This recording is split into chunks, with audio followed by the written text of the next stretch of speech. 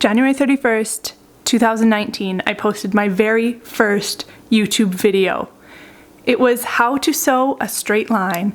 Since then, I have added 262 more videos to my channel, all on the topic of sewing. But it's time for a change. Hey guys, welcome back to my channel. If this is the very first video you have ever watched of mine, kind of odd. You're jumping in at a monumental time, but I'm Caitlin and I'm here today to tell you what's happening on my channel. Things are going to be shifting quite drastically, but at the same time not. So what does that mean? Well, I have been doing sewing YouTube videos for over 4 years now, and I have enjoyed it almost 100% of the time. Mostly I enjoy like doing the things. the camera angles and that is kind of fun to do. The editing I don't enjoy, but that's just part of it, right? And when I started YouTube, I started it as a supplement to my blog, which has since gone out the window, and I do not miss blogging at all. I had a couple different blogs over the years, but it just wasn't my platform. I much prefer consuming videos, so making them just makes sense to me. So of course the idea is always kind of to make money, like that definitely was a factor, but also I just wanted people to see how easy sewing is. I remember having, and I still get this actually, people tell me like, oh, you have such a gift, you know, I could never sew, and it kind of baffles me because to me sewing is so simple. It's just taking your foot and pushing it down on a pedal, and then the machine creates the stitches. And once you get over that first step, it's all about just taking these tiny little steps and building on them. So to me, I wanted to share that, and I wanted to share the magic in taking flat two-dimensional fabric and patterns and creating something three-dimensional that you can wear, that you can, you know, add to your home, give as gifts. If it's just to do some mending to save you some money on repairs to your clothing, or maybe you are petite and you always have to have your clothing altered or something like that. Like, I just wanted it to be more accessible, and I think I've done that. I think it's gotten to the point where I have ideas for content creation, but some of it is feeling forced. And over the last 8.5 to 9 months, I have really been noticing a change in myself. One that is just making me more aware of who I am and kind of just like life's journey. So in that, I have wanted to change things on my channel. So the changes that are going to be happening is actually going to be more in line with what I've wanted for approximately 5 years now. I have wanted to start a YouTube channel with my husband, just kind of documenting our lives and the way we live, because since the day that we started dating, we have chosen alternative lifestyle to pretty much everyone we know, and we don't have a lot of we don't know a lot of people who do things the same way we do. You know, we know a lot of people who do like a little bit of this and a little bit of that, but we don't really have anybody like just like us. And I've really been feeling the need to find that and find that community. And that's kind of what's going to be more centered on the channel. So back when I started asking my husband about, you know, doing YouTube together, of course it was just like a pipe dream, right? I would watch these different channels on YouTube and I was like, oh, we can do that. I can do the cleaning videos. I can do this and that. And it just never really happened. My husband wasn't really on board, and he doesn't really want to be like talking to the camera, on camera, really that sort of thing.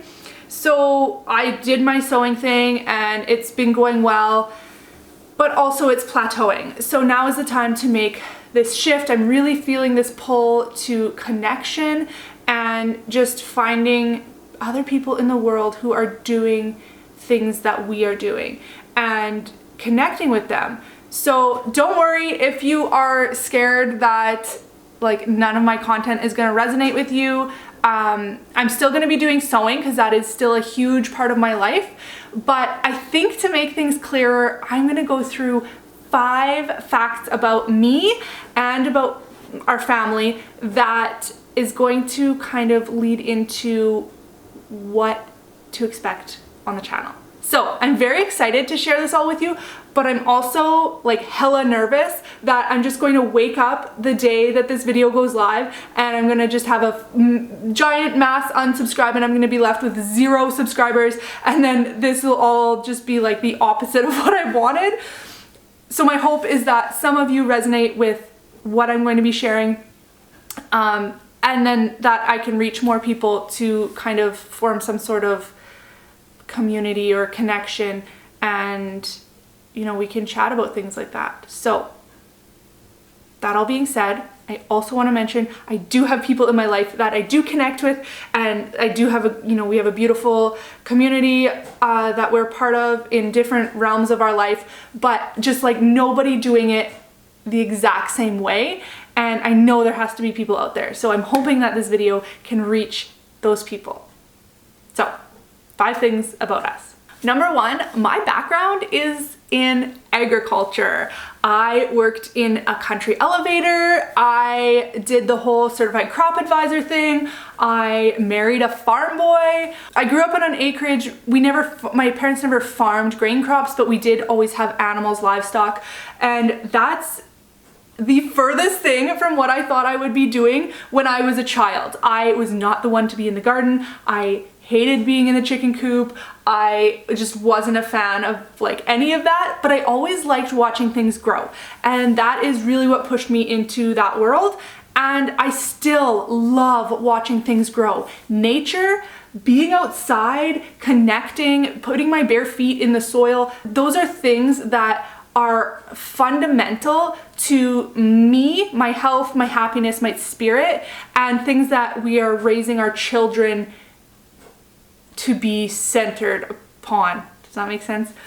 So with that being said, the last kind of year, I have gotten back to that in terms of gardening. Since we moved to town, I didn't have a garden, and then last year I had the opportunity to have one on our own property, and this year I've added a second garden on another one of our properties.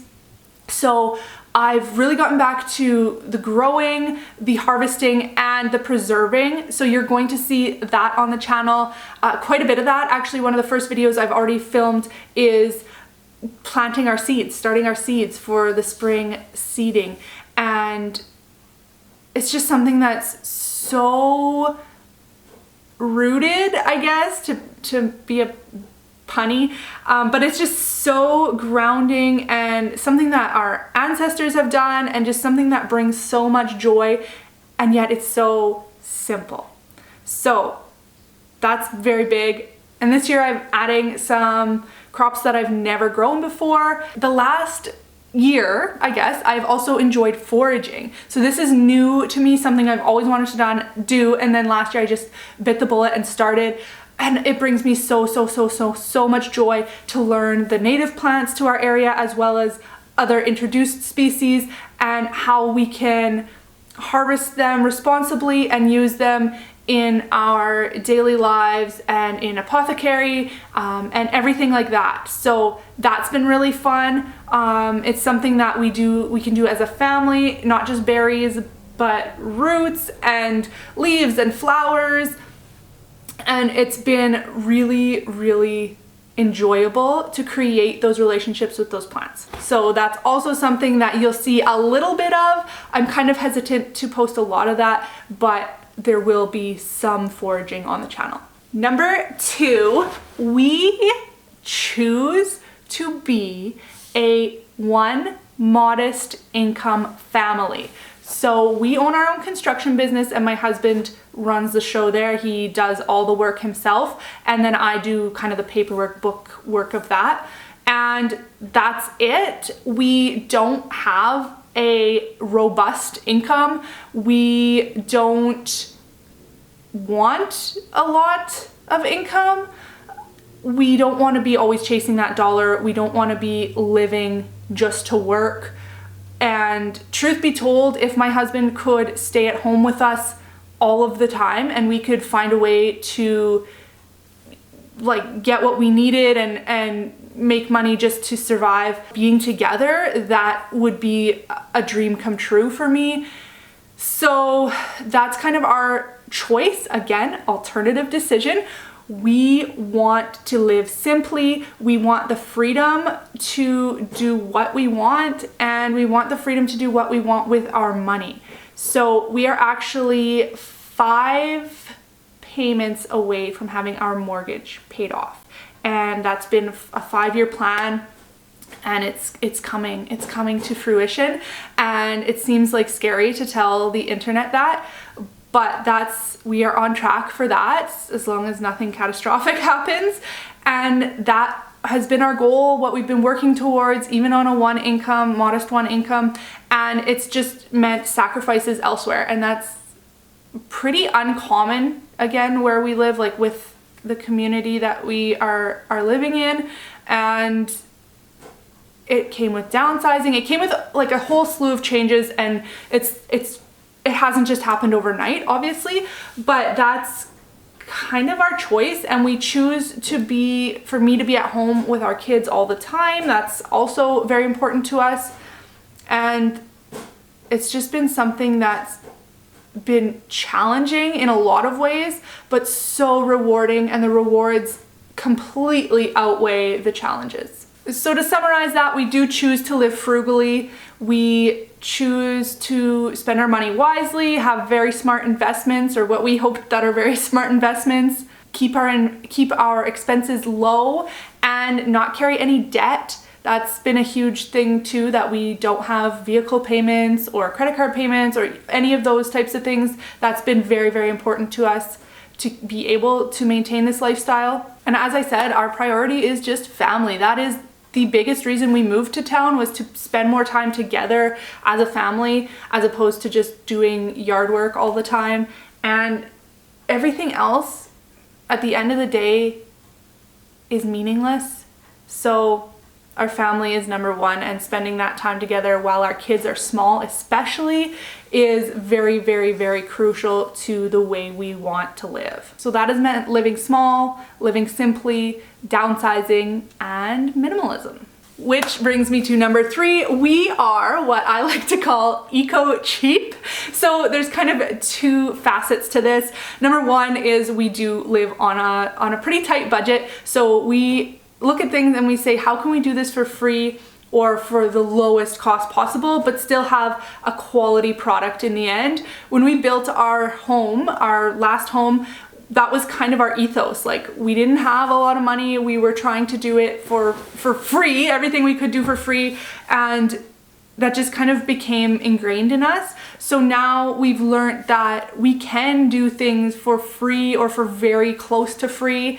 And I don't want to like make you think that we don't believe in paying for quality, because we do, and there are definitely things that we invest in, but most of the time we are able to make things work ourselves without buying the $400 gadget or without paying somebody extra when we can do it ourselves. My husband is very, very handy, and I am very, very stubborn, and we together can pretty much make anything work. So for example, when we had our babies, I wanted a I actually can't even think of the name of what they are, but they're the little chariot that goes behind a bicycle, and you put your babies in there and they ride in like this little box.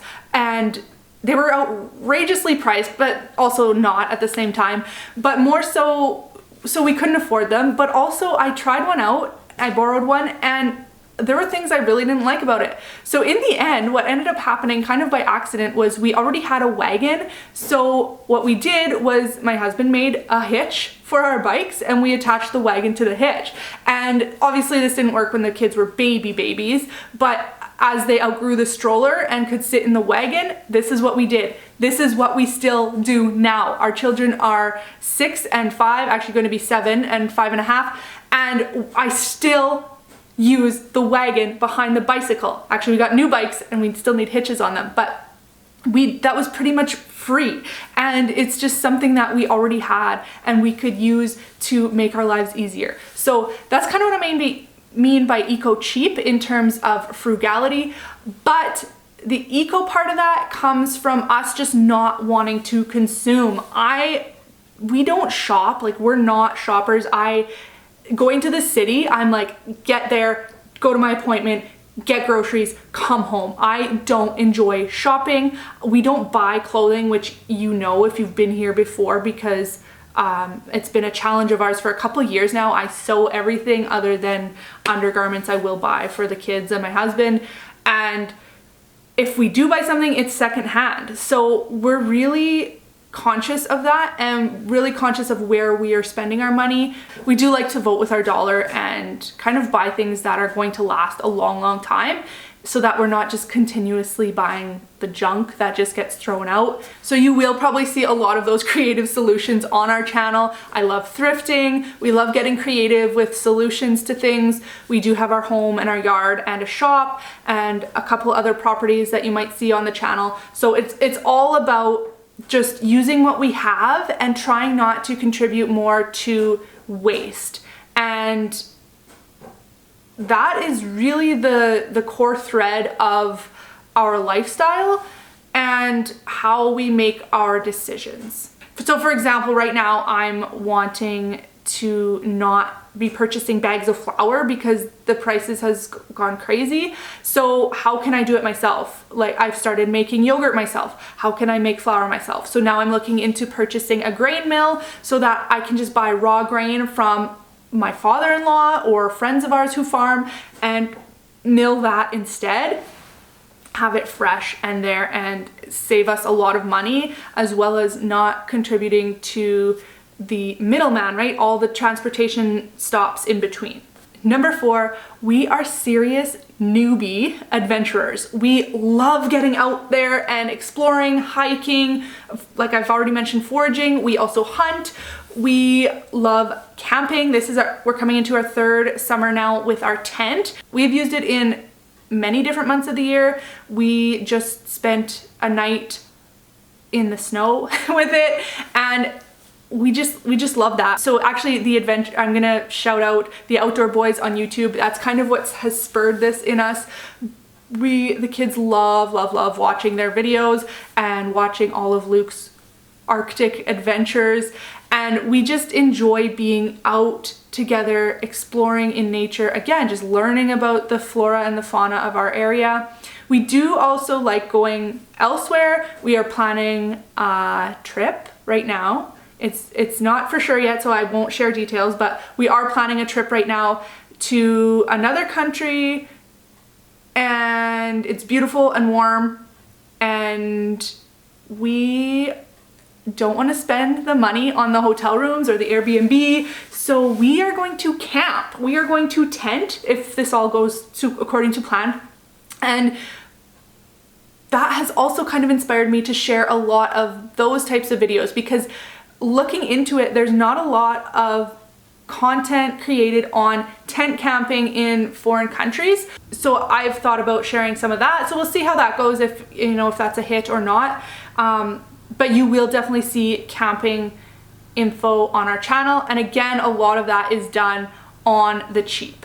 So that includes things like winter camping, survival skills, bushcraft, all these things that might make you think that our children are being raised in the wild by wolves.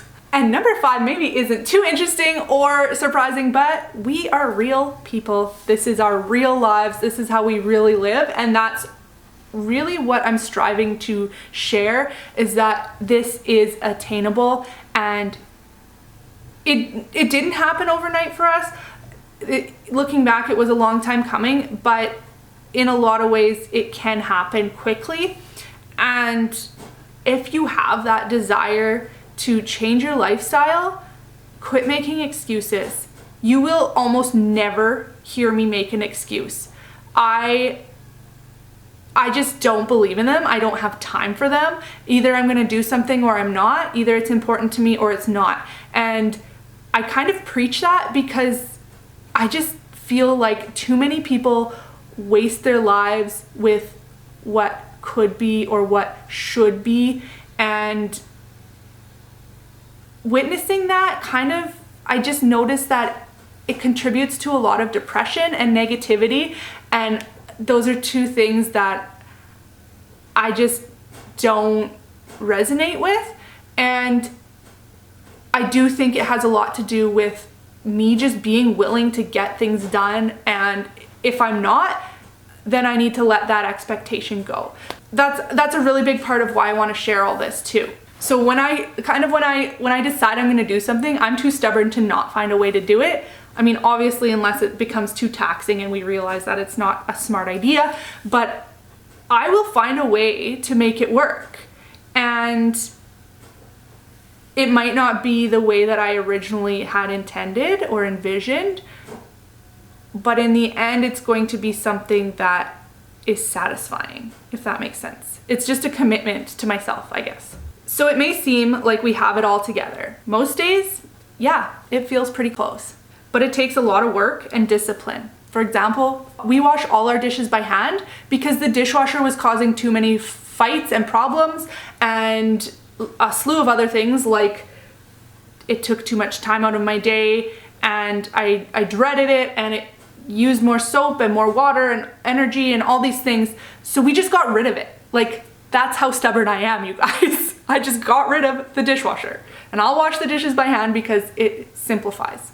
I'm human, and so is the rest of my family. We are learning and growing together as we go, and constantly figuring out how to live together, because we're not just roommates, we are a family, and it takes a lot to figure out how to live with someone, especially partners, spouses, and our children are also people and human, and they are going to grow into adults, and they are their own people, and we are here not to crush their spirit and mold them into what we want them to be, but to celebrate them and let them explore their spirit and their selves and express that and teach us so much about life and ourselves, and just treating others with respect and kindness. Sure, I do yell at them.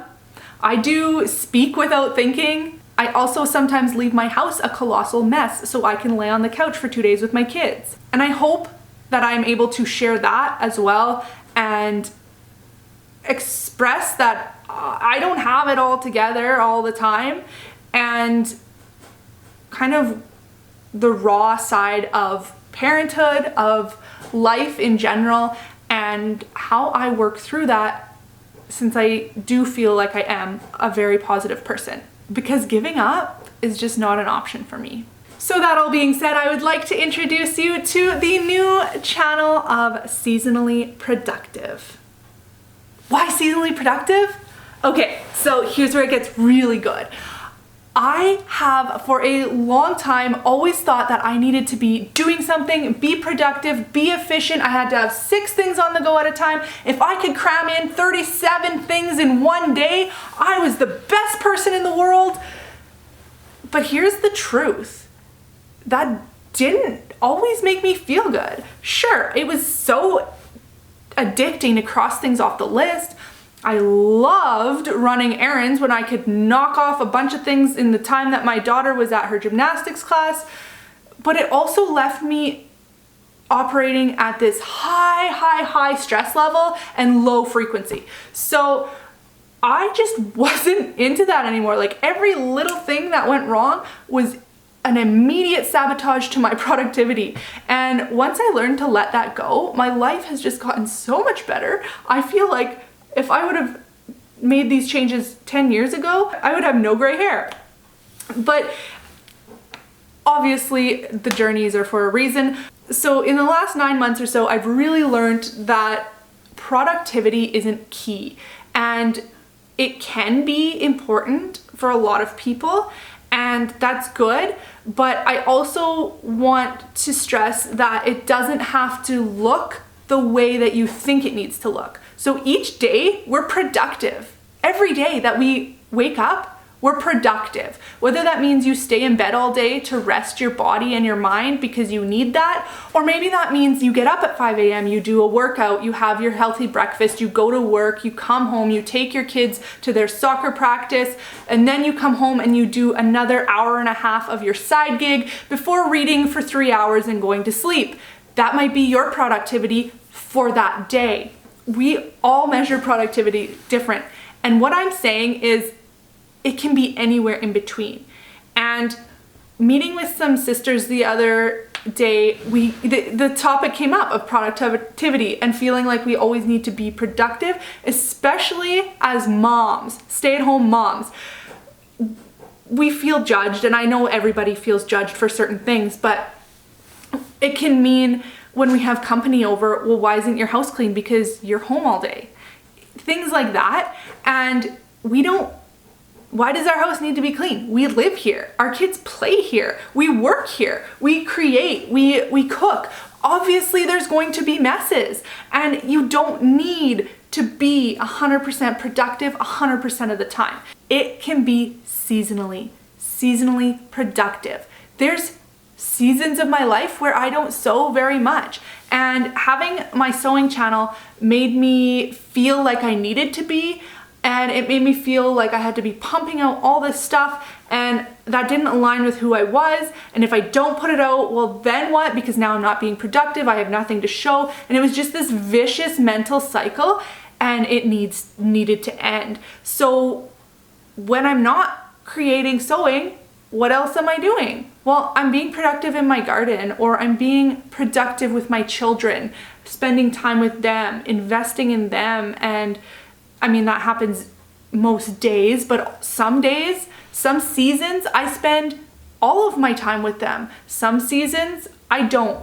And it's just about finding that acceptance in ourselves that there's different seasons in our lives. Some are shorter, some are longer, but in each one we are productive, and celebrating those moments, and celebrating the moments where we're not productive, and oh, I let my body rest in this season, or oh, I took a break from sewing because it wasn't honoring me. Everything that brings up in you is right. So that's why I chose seasonally productive, because our life does encompass many different things, and I couldn't figure out what to cut out because I love it all. And I think it's just a matter of cycling through those things as it feels natural to us, and just kind of sharing bits and pieces here and there. It's going to be a lot of just like our regular everyday lives, and some vloggy style stuff, just showing what we do in certain areas to, you know, cut costs or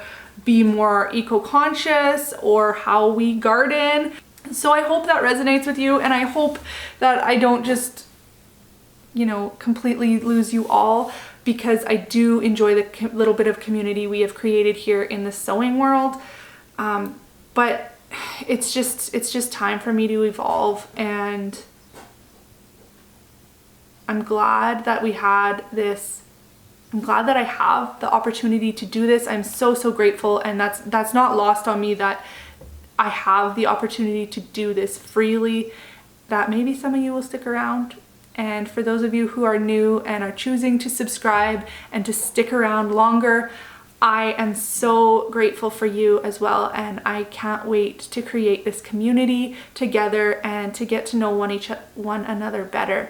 So this is about the rawest video I have ever made, and I'm here for it. I'm here for less editing, and I'm just here for it. So if you want to give me a little bit of encouragement, a thumbs up would be nice, and leave me a comment and let me know kind of, I guess, what you would like to see in terms of just like regular lifestyle. Like if there's something that I mentioned that you're interested in, or if there's something that you've been curious about and you're wondering how we do it. I'm a pretty open book on most things, so if you're interested in anything, just leave it in the comments at any time, and I will likely be inspired, or I can address it in any kind of video. But yeah, thanks for listening and hanging out with me. And thanks for taking this chance on the new chapter of my productivity.